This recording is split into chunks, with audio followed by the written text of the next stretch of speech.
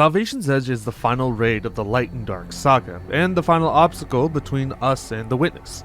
With the Root of Nightmares being a laughingstock of a raid, Bungie wanted to make sure that the Salvation's Edge is no laughing matter. With Crota's End showing to be more of a challenge than people expected, the pieces were set for Salvation's Edge to be seen as the biggest challenge to come. Welcome to HZRD Reviews, and it's time to go over the final shapes raid of Salvation's Edge. Now, first things first, Bungie did amazing with this raid. The design of the raid is unique as it has a daunting atmosphere, making it feel like a climactic mission to stop the Witness. On top of that, the diversity of enemies that you fight throughout the raid is insane. We not only fight the Dread, we also fight the Vex, Taken, the Shadow Legion, the Hive, and also the Scorn. And this is the first time that we had this many enemy forces within a single raid. The fact that they made it so that each different encounter has a different enemy type is awesome. You get Vex within the first, Taken in the second, Shadow Legion in the third, Hive in the fourth, and then the last one having the Scorn. And on top of that, each of the locations have Dread spread throughout each of these encounters, and also within the transition areas. It makes it feel like you're going up against all of the Witness's forces instead of just dealing with one or two enemy types, and also the fact that you're fighting them throughout the entire area makes it feel like it's not just one encounter, safe space, and then another encounter. It actually feels like a battle is happening throughout the raid. Now, in this part, we are going to move our focus towards each of the actual encounters, starting off with the first one. Now, before we actually go further into it, you'll see a very much a trend between two main things: shapes and the final shape timer. The final shape timer is essentially the main wipe mechanic, just so to kind of keep you on edge, and you'll see how the shapes come into play as we go through each of the actual encounters. So the first encounter introduces both of these fairly straightforward by sending you into two rooms that are randomly chosen, and what you would need to do is you would need to go from room to room and find essentially the right room. So in this case, you would want to find the one that has an overloaded Minotaur, as that would be the main room that you would want to start off from. Once you take care of that Minotaur, you'll have to go back into the middle and take care of the Tormented that will spawn, and then go back into the actual area, which again will randomly open up, and then you kind of rinse and repeat until you find the second one. Then, once you have killed both of the Minotaurs and taken care of all the other enemies, you would then need to go and back to those rooms where you killed the Minotaurs, and you're going to have to trace the line that comes out from when you step on that plate, which will be glowing. That will bring you over to another plate, which, by next to it, will actually have a pillar that you can shoot, and that will light up. So what you would want to have is that you would want to have one person on the sending plate and the other on the receiving plate. And you would want to kind of ping pong the actual charge, quote unquote, that you would see on the ground back and forth, so you can create something called resonance. Now, once you get the max amount, which is 3, if you get any more, you die automatically, the person on the pillar side would shoot the pillar, and then when the charge is coming in, they would step on it, and that would close the pillar and also dissipate any resonance that was spawned between those two plates. Now, after you have both of those plates taken care of and both pillars have been closed, you'll have to go into the middle, take care of the mini boss in the middle, which it would be called a DOT, and then once you take care of that, a box will spawn, and from there you would be able to dump all of the resonance that you have left over from you doing that ping-ponging and what everyone has collected. Now, the more essence you get, the more time you add onto the actual final shape timer. And then from there, that's essentially how one phase goes through it. Now, you do have to do this 3 times in total, and once you get all 3 done, the counter is over. Now, as you can see, it's a very straightforward and simple encounter, but it does kind of take it into a point of intensity just because of that timer. The more time you have, the better it will be. However, if you do make a mistake or you're slow, you won't be able to get as much of the resonance, causing less time, causing you to rush a little bit more. So it does give that kind of sense of intensity of making sure everything was taken care of as soon as possible without any issues, without actually adding in just 5 billion mechanics in and then just having a long timer for that. Which is pretty nice, especially since it's a way to introduce you to how those plate mechanics work, because those do show up later on in the other encounters. Now, on top of that, the fact that you are fighting not only just regular Vex, but also you have to fight like the overloaded Minotaurs, the Vex mines that show up, as well as if you mess up, you have to fight Subjugators. It does kind of make it so that you do need to kind of keep an eye out, and you can't really just be carried by just your normal team. Now, obviously, again, this is just the beginning. It does kind of move to the other state when it comes to the second encounter. The second encounter is the first boss fight that you have within the raid, which includes just the, like I said before, the same final shape timer, the plates, and the shapes, but it does take a bit of a change when it comes to multiple aspects of it. First off, instead of fighting the Vex, you're fighting Taken, and also the way your actual process is when it comes to getting the shapes and getting all that does change a little bit, because you have to pay attention to the shape of what you have. Now, in this scenario, there's going to be 3 different pillars that you have to deal with. So just to make it easier for you, you always want to have just 2 people at each pillar, 1 for the top plate, 1 for the bottom plate, and it does help with ad clearing as well, as you can take care of all of it. Now, once you kill everything, as well as the mini boss that's associated with your area, you will be able to see that the actual pillar will open up but will not show anything. However, 3 of the actual 6 people will get something called Call to Challenge. And what you would have to do is you would actually have to go into the boss arena and you would have to shoot the boss's head. It's pretty straightforward. There's going to be some Taken Blights that you'll have to take care of in each of the sections, as well as somewhere around the arena. But once you do enough damage to the forehead, you are going to get something that's called Stolen Favor. Now that Stolen Favor will actually allow you to see what shape that you need to use to close your pillar. Now, why am I saying what shape you need specifically? Because there's actually going to be 2 types of resonance that will spawn. Pyramid resonance and an orb resonance, or circle. We'll make it a little bit simple, call it triangle and circle, just to kind of make it a little bit easier to kind of talk about this whole spot. Now, depending on what your last picked up shape is what you would use to close the actual pillar. So for example, if your pillar says circle, you would want to pick up the circle resonance last, so that once you have to go through the process of closing the pillar, that circle resonance will go to close the circle pillar. Now, you have to do this on all 3 sides, and they both have either one side being triangle, another side being circle, so you would actually be able to pick up all of them, including your other friend, who is there to help you out. Now, just like before, once you get all of them, and you also close out all 3 pillars, a box will spawn at the edge of the arena where you would be able to deposit all of it, and then you would be able to increase the timer, but also start up the damage phase. Now, the damage phase is pretty straightforward.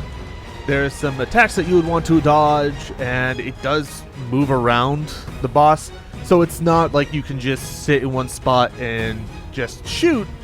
There is some movement in there, there is some dodging that has to be done, but you can kind of like disregard a lot of it as long as you have a well and just melee with swords, preferably either guillotine, or there's a couple of swords that you can use so you're not limited to specific ones until the damage phase is over, which does take a little bit of time, as you have a little timer on the bottom left indicating how long you have.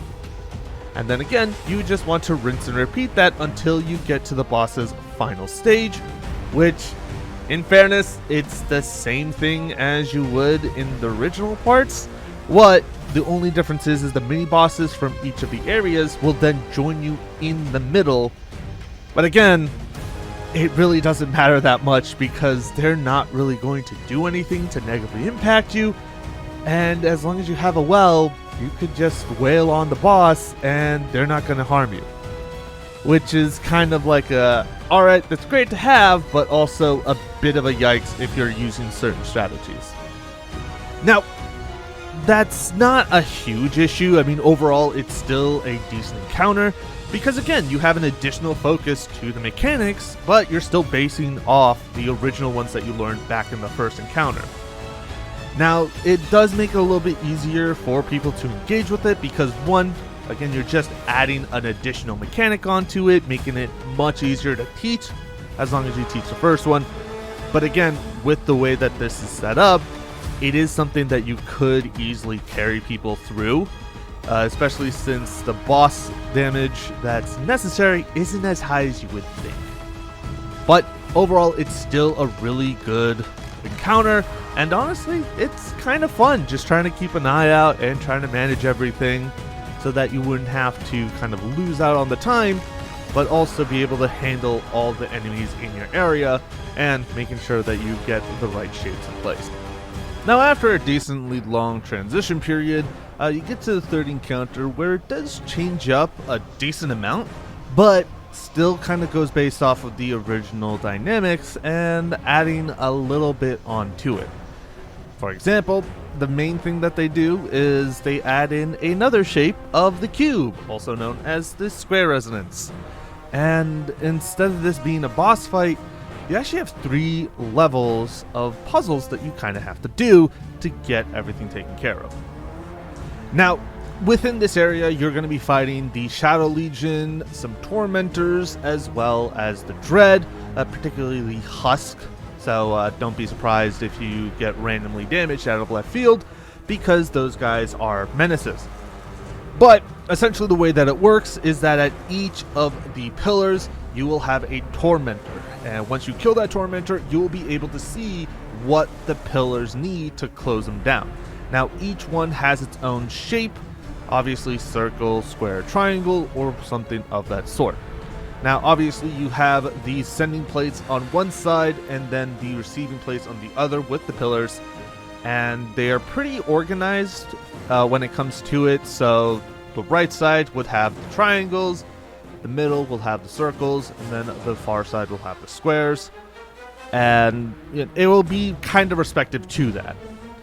Now, again, once you take care of that and you figure out where you have to go, you would just need to, again, just like before, ping pong the actual charge back and forth, spawn all the resonances, and then once you spawn all the resonances, you grab the associated one, you send off that final charge, and hit the pillar then. Once that happens, a box will spawn in the middle of the area, but you will have to deal with a couple of things here or there. If you mess up, just like how if you mess up in the first encounter, a subjugator will spawn that you have to take out to allow it to actually be active again. And once you kill all the Tormentors and close out all the pillars, you will need to take care of a bunch of turrets that will spawn in. And as long as you have like an LMG or something heavy that you can hit them with immediately, they aren't really much of a challenge. Now, the main focus and the main issue that comes into play when it comes to this entire dynamic is that it's a big area. It's not as small as the first encounter or the second encounter is set up to be. So you do have to be active on moving around when you need to, or if you do have it set up where you go to a specific location, you would just want to set up within there and work on your area. Now, obviously, once you take care of the pillars, you take care of everything, and you deposit all the remaining resonances in the box, you would go up to the door where there's going to be a kind of a horde of Shadow Legion with a unstop Incendior waiting for you there. You have to kill the unstop Incendior to move on. If you do not, the door will not open, and, well, there's your situation. Now, it does get more complex the higher you go, as the circuits of these locations, instead of it being parallel for the first one, it will switch between the middle one and the left one, and then it will do a kind of a one side shift to the right. So essentially the middle one will be activated by the left option for the left plate. Right is going to be middle, and then obviously the left will take care of the right.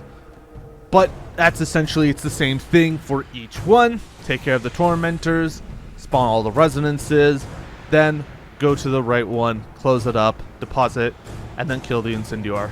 And that's pretty much it. Now, when it comes to everything, you could just go through the aspect and be able to kind of take care of it all. But again, ad clearing is a very important aspect, as well as trying to get through it and trying to manage all the ads as well as charges. So it does have its own form of complexity. But again, since there isn't really a boss fight, you can just focus primarily on ad clearing weapons and maybe using a shotgun or a special just to take care of the tormentors or the actual subjugators when they show up. So it's a pretty easy, but also, again, that timer does kind of cause a little bit of an issue and cause some intensity for that, just so that you can kind of keep an eye on it, but it's not a huge impact to that. Alright, so the first three encounters kind of worked off each other. The fourth one just decides to say no, and we're going to toss in a completely different dynamic, which, again, the only real similarity is shapes and the timer. And that's it.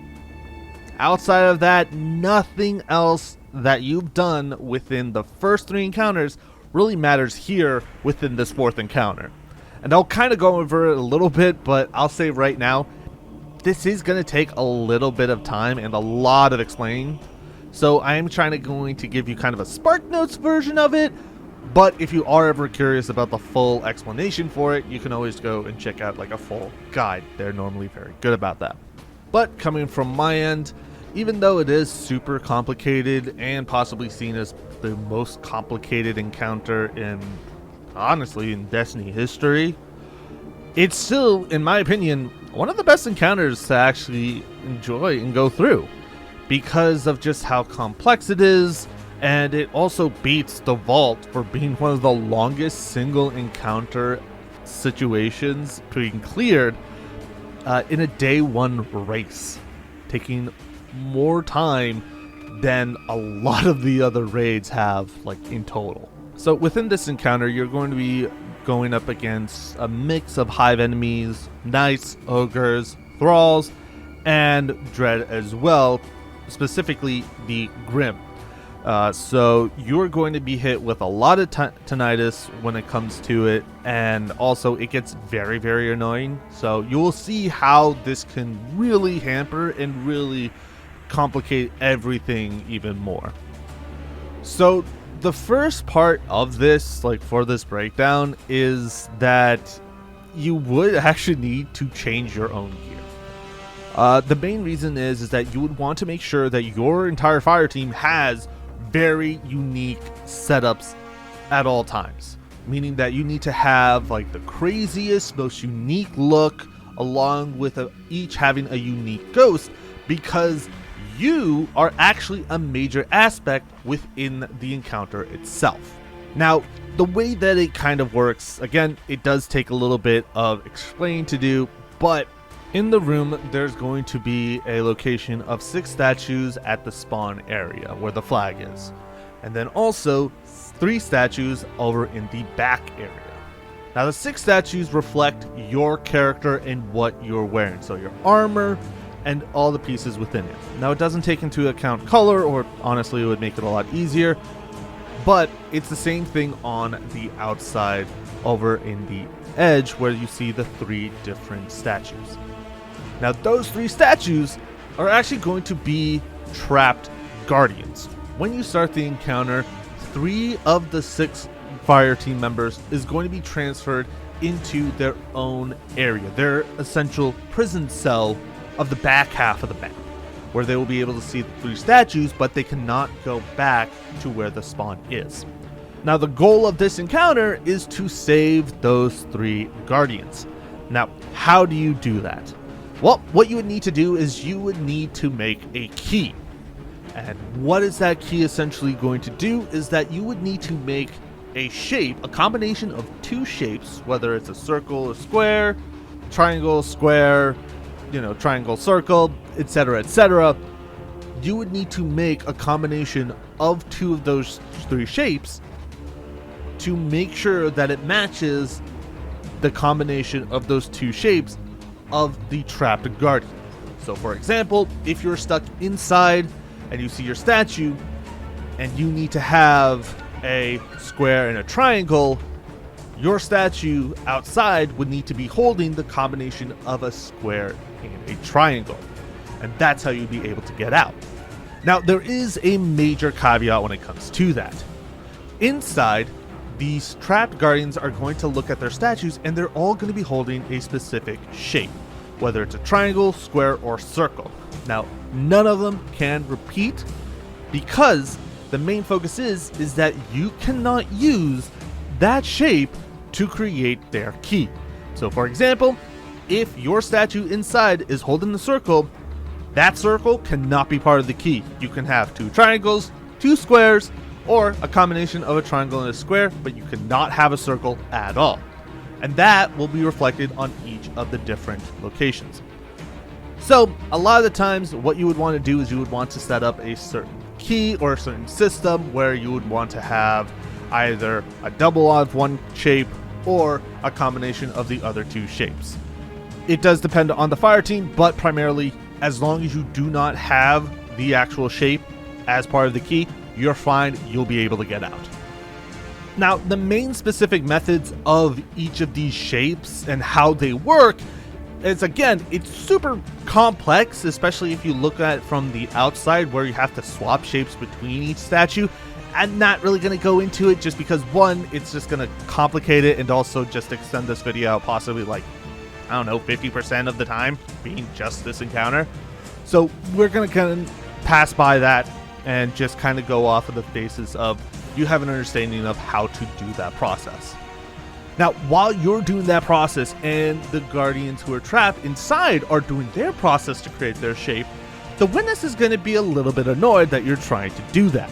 So what will happen is that the trapped guardians inside will become statues, and their ghosts are going to appear on the outside.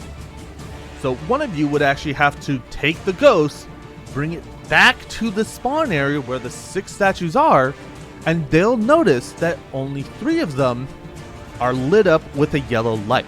Those are where the trapped guardians are. Now, how do you know which one's which? Well, the people who are trapped will be able to spectate the person, and they'll be able to guide on which guardian goes to which location. Now, obviously, they can't see their own guardian. They would have to see someone else's.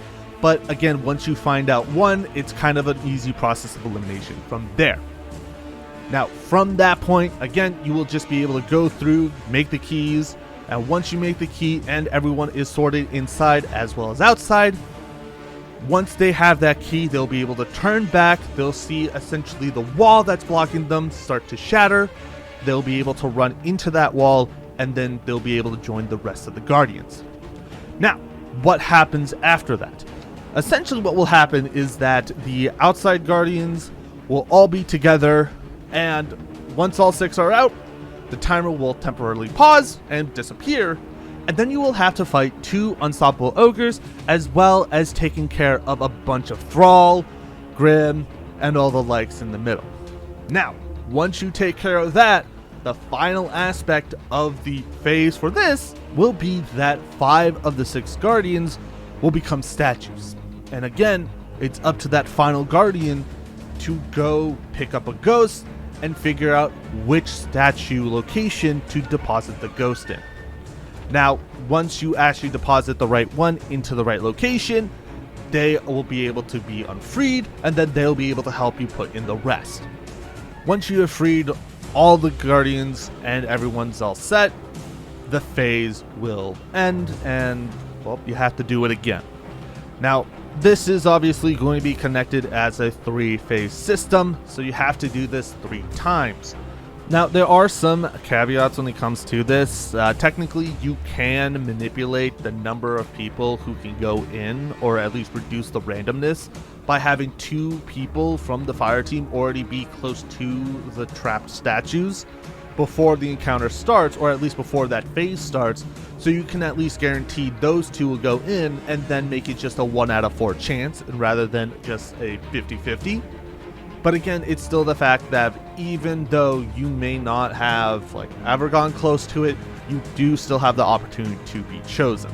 Obviously, as you can see, this encounter is one of the most mechanically challenging encounters that have been created, and the fact that it's taken over minimum of 10 hours, again, I'm just kind of thinking this off the top of my head, it took at least 10 hours to get through this on the first run within the world's first race, does kind of give credence on how complex and how engaging you have to be to actually go through this. Because again, when it comes to everything else, like the first encounter, the second encounter, the third encounter, there's some elements that you can kind of be carried through.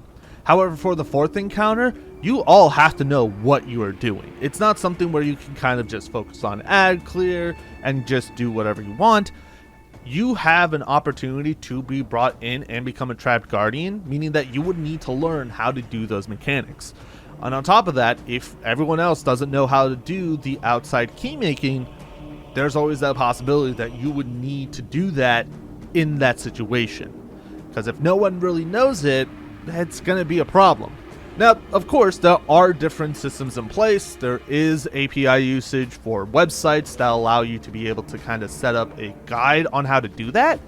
But the fact that you have something so complex that you need to have essentially a calculator figure out, okay, what shape goes where, does give credence on how complex this raid encounter is. Just because, one, the last time that we had to worry about anything that created a website, if I remember correctly, it was a actual like ARG system for Destiny 2, and before that was to get Outbreak Prime. You don't really get that many different situations where a website had to be created to make an actual encounter easier.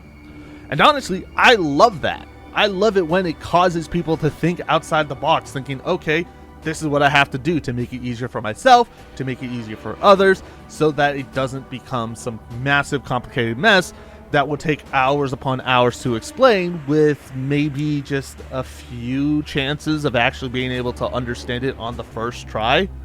Because trust me, when it came down to it, it took me a lot of like understanding, going through it, trying to figure out what's going on before I was able to have a good understanding and a full understanding of each of the mechanics within the encounter.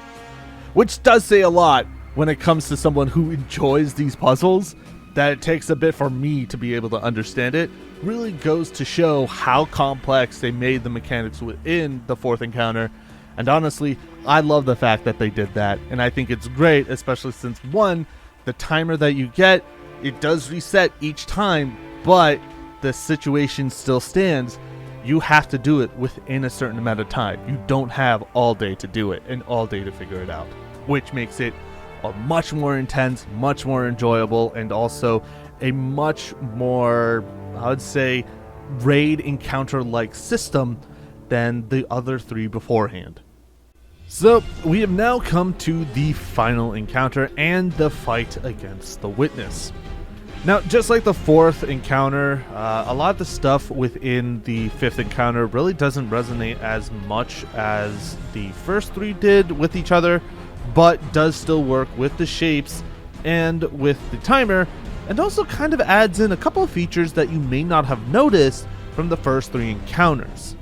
Now, obviously, when it comes to the forces that you're going to be fighting, because it is a big area, you're actually going to be fighting a lot of Scorn, as well as a bunch of the Dread.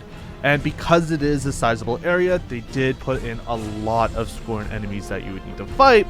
So you would need to kind of keep an eye out for ad clear, because even with the amount of movement that you can do, there's still a lot of things that can kill you.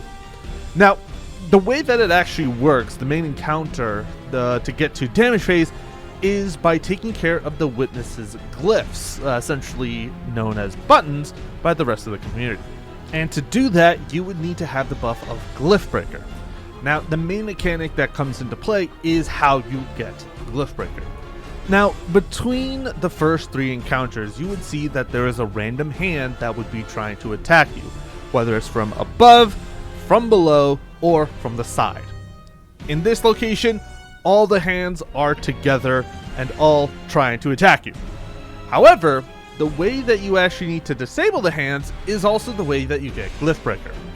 So essentially what you would want to do is you would want to get into the area that the attack is going to land for that specific hand.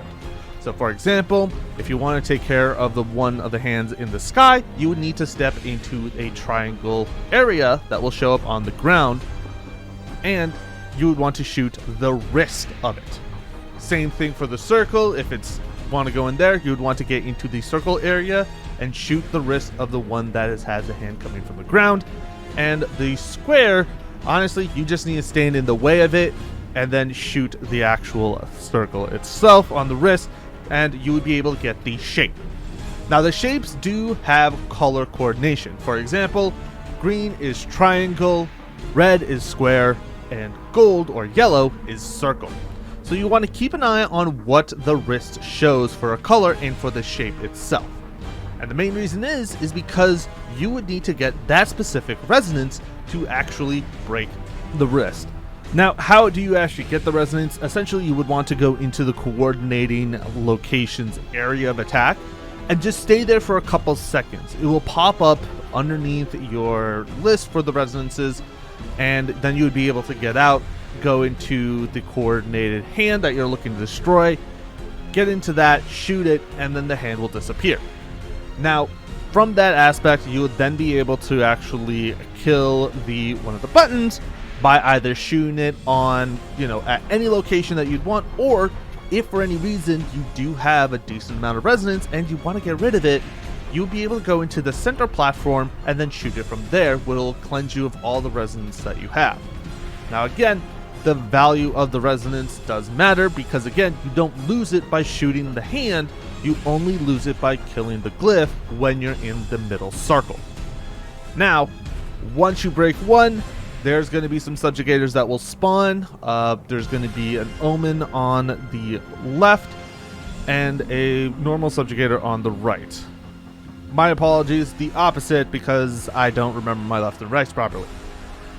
But essentially what you would want to do is obviously you would want to deal with them as soon as possible, or if you want to mitigate them altogether, you can just have all of your fire team do an actual shape, get a glyph breaker, and do it all at once. Now, once you take care of all 6 buttons, you would want to go into the middle, and then from there, the damage phase will start. Now, you do have to keep an eye on for the core, but again, it's not just a normal damage phase. They've kind of gotten rid of that, thank God. So instead of just sitting in and shooting the core, you actually would need to keep an eye out for the witness's attacks. Now the witness can attack from different angles and could also do a wipe attack on the ground, making it a wave that can instantly kill you if you are on the ground, or if you're unfortunate enough to be landing on someone's head, because yay coding, that's always fun. But as long as you're able to avoid the attacks and still do damage, it's not a difficult chance to happen. It's pretty easy to kind of deal with that and take care of everything that's going on. Now, once you do enough of damage, or it takes enough amount of time, he will then decide to get mad and then slam the plate, which is essentially the end of the damage phase. Now, during that aspect of the glyph breaking, you can have the opportunity where one of the hands that you break will start to glow gold. So what does that mean? Essentially what will happen is that a test will be involved. And so what will happen is that they're going to show a myriad of shapes in front of the witness. What you'd want to do is you would want to shoot the specific markers so that the pattern matches what the hand was. So for example, if the side hand was glowing gold when it disappeared, you would want the actual markers to show a square. Same thing if the top hand from the sky glows, you would want a triangle to show up, and obviously from the ground, you would want a circle, or in this case, a diamond. As long as you're able to get that, once you are able to, get that taken care of, it will give you a prompt that'll say, oh, we foiled the plan. And when he fires off that wave attack that insta-kills anything that's on the ground, you can jump over it but if you do fail it, it will actually prevent you from jumping, causing the wipe. Now, obviously, again, with that timer being in place, as long as you're able to get to damage phase before the final shape timer ends, you'll be fine. You'll be pretty much all set to kind of go through it and take care of it, because again, it'll reset once that damage phase is over. Now, you move towards the last phase, the final stand. That's when it kind of gets a little bit more hectic, and where a lot of the damage output needs to be put in a very short amount of time.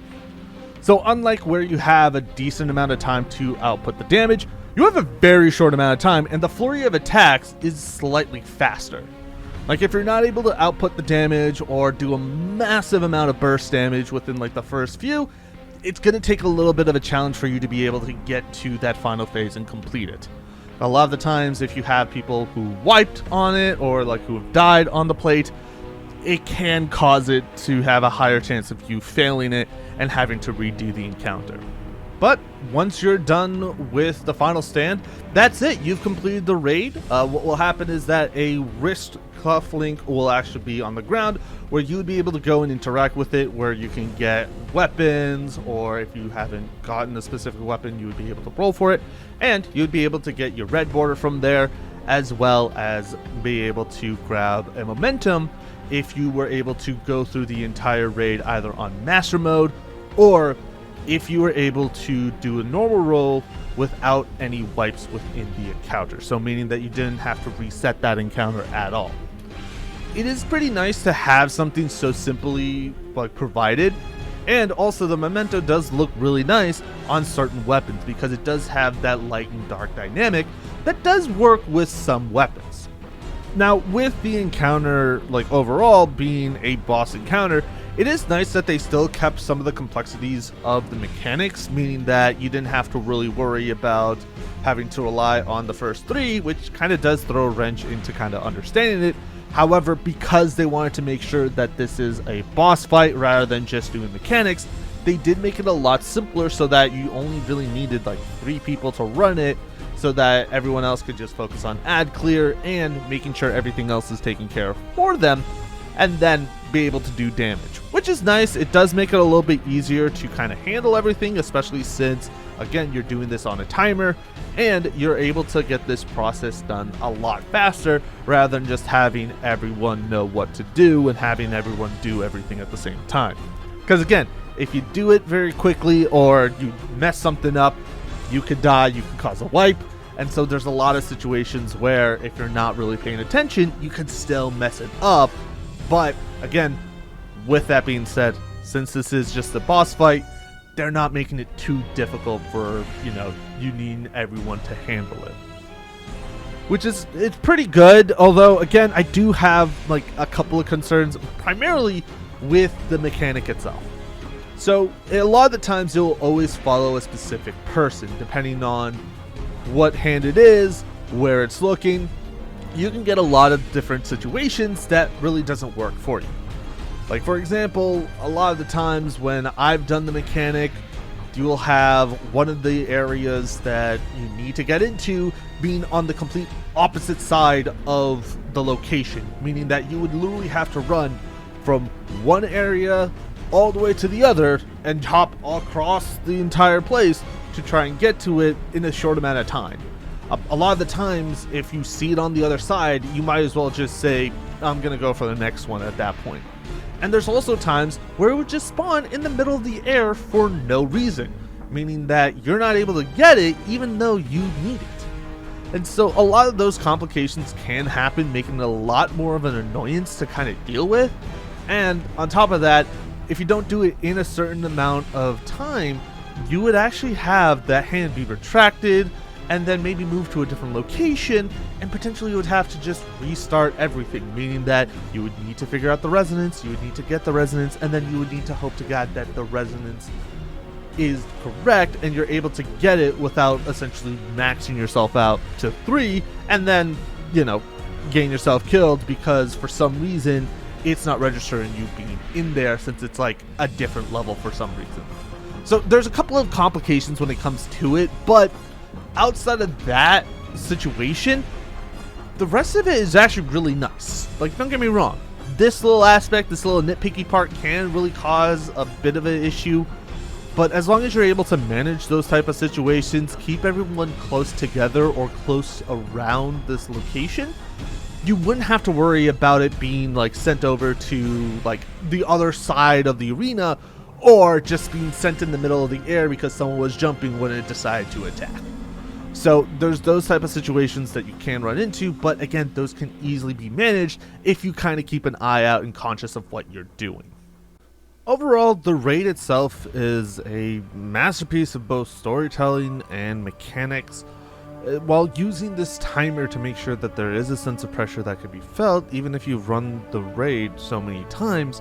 But for your first time going into it, you feel like it is an epic moment. It is a fight that you're going through that entire point.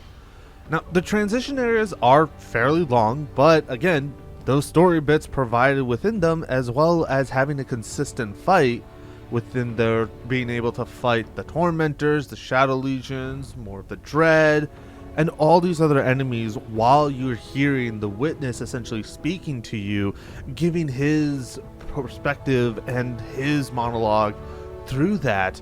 It does make it a little bit easier to go through, at least the first time around, but it can have some issues when it comes to like your 15th or, you know, however many you do. It can become very monotonous very quickly, so I wouldn't be surprised if it does kind of get old very quickly, especially since you're still having to do that long transition, even with like all this other activities trying to distract you from you're walking so far from point A to point B. Now, focusing on the loot itself, the weapons we actually have available within the raid are pretty good. My personal favorite is the pulse rifle and the SMGs. The combination of the perks and the archetypes do really well when it comes to actually utilizing them. I personally enjoy just the feel of how they are, and they do have good combinations that could be used both in PvE and in PvP. But that being said, the other weapons do have their own bases and their own credence that can work with them. So it is something that you should go for grinding, especially since you have all these different options, and they do provide unique perks that really are just benefits of others. For example, Chaos Reshape, it feels so good on the bow and also on all the other weapons as well. It really works together with the intrinsic as on top of that. So it's definitely a combination that I would say is worth going for in the time. The armor, however, is a completely different story because I don't like it. Now, I'm not saying that the armor is bad. Like, stat-wise, it's pretty good, but the main problem is the design itself. The look of it just doesn't look right. It doesn't feel like I am wearing like, oh, this is some nice armor. It feels like I'm just wearing some nasty ass modern art piece that like you only have just to make yourself look unique, and that's it. There's nothing else to it. And the problem is that it really doesn't work out with other like builds, like other customizations for the ornaments and all that. And sometimes the color schemes can kind of get a little bit wonky as well. So I think the one thing that they could have done is honestly make a little bit more of a subtler look, but still trying to keep it unique, just like how we have it for Last Wish, Scourge of the Past. We also have for Deepstone Crypt for the most recent one, and also the Resurgence ones, King's Fall, Crota's End. Those are really good too. Go along with those lines. Don't do this weird stuff that you've been doing since Witch Queen. Like, no one runs the Vow gear set, no one runs Root of the Nightmare gear set, and I bet no one's going to be running this gear set from Salvation's Edge. I'm just saying, it's not their best strong point when it comes to the actual look and the aesthetics of it. Like, it works with the aesthetics, but outside of that, it just does not function properly for appearances. Now, in the end, overall, this is possibly, if not the best raid that has come out of this game, of Destiny 2, and possibly even the entire franchise itself. With the fact that this was supposed to be one of the pinnacle climactic points of the Light and Dark saga, Bungie had knocked it out of the park with very little room to actually kind of give any sort of criticism. Again, the aspects that I've said, bit nitpicky, and that was kind of how it is. Now, overall, again, I would give this raid just a 9.5 because nitpicky little situations that can be managed, but when it comes to everything, the mechanics are really nice. The atmosphere that is created throughout the raid, the different dynamics of the weapons that you have from the loot table, the different enemies that you're fighting, each and every single encounter not being the same consistently, the different movements, the different set pieces, and all these other aspects that have come up within this raid is really good and is 100% worth going through it at least once. And if you want to, get the seal as well, because a lot of it is pretty straightforward, and looking at the weekly challenges, it's really good. And also just doing master mode, it really isn't much of a difference between that and day one, and it's a lot easier to kind of get a good understanding once you get through that as well, especially since you can worry about Verity when you don't have the website. But with that being said, it is a really good raid, and I think the way that they have this fit within the final shape is just immaculate. And I think this is definitely worth going through it, especially if you have the final shape unlocked. If you watched all the way through, hopefully you enjoyed it. So honestly, I was actually planning on having this out at 2 months prior. Well, in this case, 3 months, as this is being uploaded. I'm like recording this in the middle of August. But some other aspects kind of came into the fold and kind of distracted me, particularly a game that I'm actually going to be making a video on fairly soon, so don't be surprised if that comes up within your feed within the next month or so. Now, if you ever are kind of curious about the whole acts for the episode stuff, you may have seen the Act 1 review. What I'm going to do for Act 2 and 3, I'm just going to put those together because, again, the amount of story and the amount of stuff that we got with Act 1 dwarfs the amount that we get in, like, Act 2. And so I kind of held off until Act 3 comes out just so we can have, like, all of that together. But, again, that stuff should come out, maybe in a week or so after the finale is over, just because, with that, it's going to be easier to kind of handle. But with all that being said, thank you guys for watching. Hopefully you guys have enjoyed. If you do want to see more, do hit the subscribe button, as well as share this with your other friends in case you are ever curious about what they want to see about it. And if you have a different opinion of your own, do say in the description as well. But until then, thank you guys for watching, and I'll see you guys in the next review. Take care.